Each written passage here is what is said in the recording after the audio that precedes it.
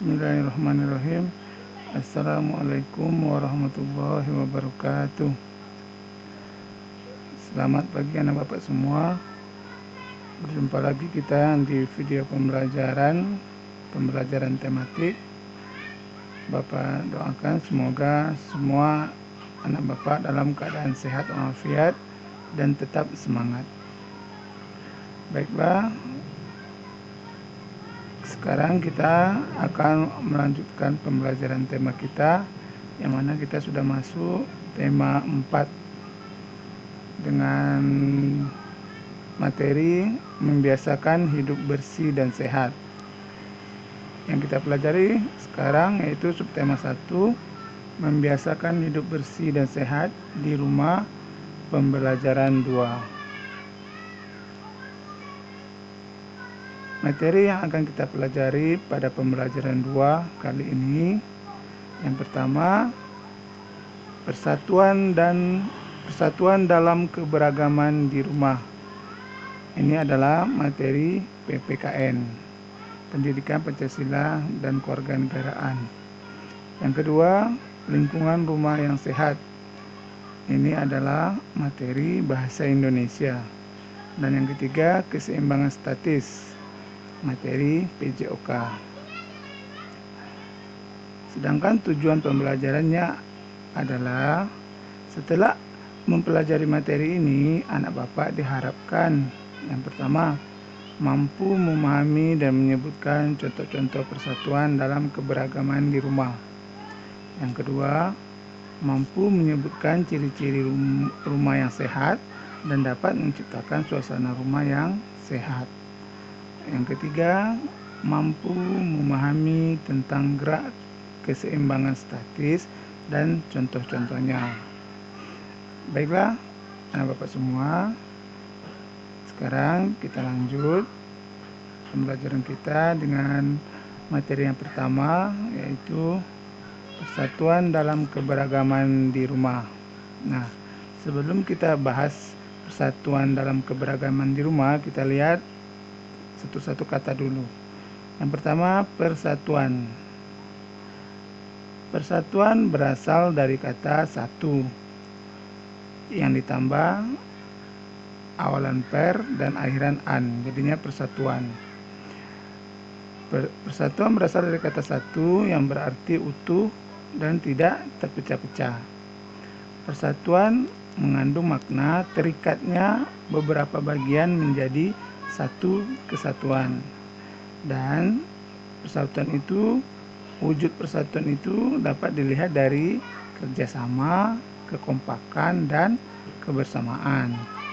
Nah, sekarang kita lihat keberagaman. Keberagaman berasal dari kata beragam, yang artinya banyak jenisnya atau bermacam-macam. Keberagaman bisa juga disebut beraneka ragam. Contohnya, di Indonesia terdapat keberagaman suku, agama, dan budaya. Nah, baru sekarang kita lihat persatuan dalam keberagaman di rumah itu maksudnya bisa kita lihat dari wujud persatuannya tadi, yaitu bentuk kebersamaan atau kerjasama antar anggota keluarga yang terjadi di rumah. Nah, jadi keberagamannya itu ialah anggota keluarga, ada ayah, ibu, abang, adik, itu keberagaman. Jadi persatuan dalam keberagaman di rumah itu, Bapak ulangi, maksudnya bentuk kebersamaan atau kerjasama antar anggota keluarga yang terjadi di rumah.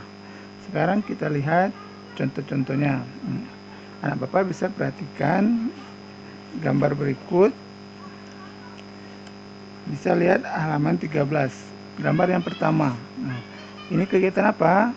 Kegiatan membersihkan pekarangan rumah bersama-sama. Nampak ayahnya memotong tanaman, ibunya menyapu teras, kemudian ini kakaknya menyapu halaman, dan adiknya itu ambil sampah. Jadi ini salah satu bentuk persatuan dalam keberagaman karena dilakukan bersama-sama. Kemudian ini juga gambar yang kedua, di dalam buku juga ada halaman 15, yaitu sedang melakukan apa? Sedang melakukan olahraga bersama, yaitu senam di depan rumah. Ini juga contoh persatuan dalam keberagaman di rumah. Ini juga gambar yang berikutnya, itu bersantai atau di pekarangan rumah sambil makan dan minum. Ini juga dilakukan bersama-sama anggota keluarga. Ini juga salah satu contoh persatuan dalam keberagaman. Next, sekarang kita lanjut sikap yang harus dimiliki agar terwujud persatuan dalam keluarga. Nah, untuk mewujudkan persatuan ini dalam keluarga, maka kita harus memiliki sikap seperti apa? Kita lihat. Yang pertama, tidak mau menang sendiri. Yang kedua, tidak membeda-bedakan antar anggota keluarga. Jadi bagi orang tua tidak ada yang membedakan anak, begitu juga anak tidak membedakan ayah dan ibunya. Yang ketiga, tidak bersikap durhaka terhadap orang tua, tidak boleh melawan ya sama orang tuanya. Yang ketiga, sikap saling menghargai dan menghormati antar anggota keluarga. Kemudian yang kelima, sikap tenggang rasa dan toleransi antar anggota keluarga.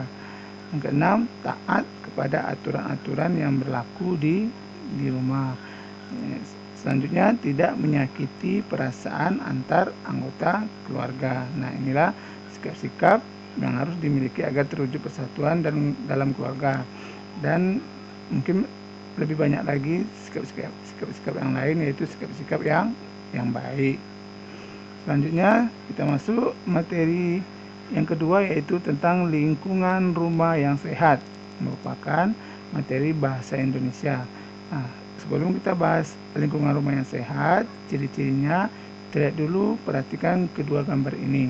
Nah, dalam kedua gambar ini, anak bapak bisa lihat kondisi rumahnya yang bersih. Kemudian ada jendela, sini juga ada jendela, kemudian ada ventilasi ini untuk masuk udara. Kemudian juga ada di gambar pertama, lihat ada tempat sampah. Kemudian juga ada halaman yang bersih, ada pohon-pohon, ada tanaman-tanaman. Dari gambar ini bisa kita simpulkan ciri-ciri lingkungan rumah yang sehat. Yang pertama, rumah yang selalu bersih dan asri. Yang asri itu maksudnya yang hijau, yang banyak tumbuh-tumbuhannya, nyaman.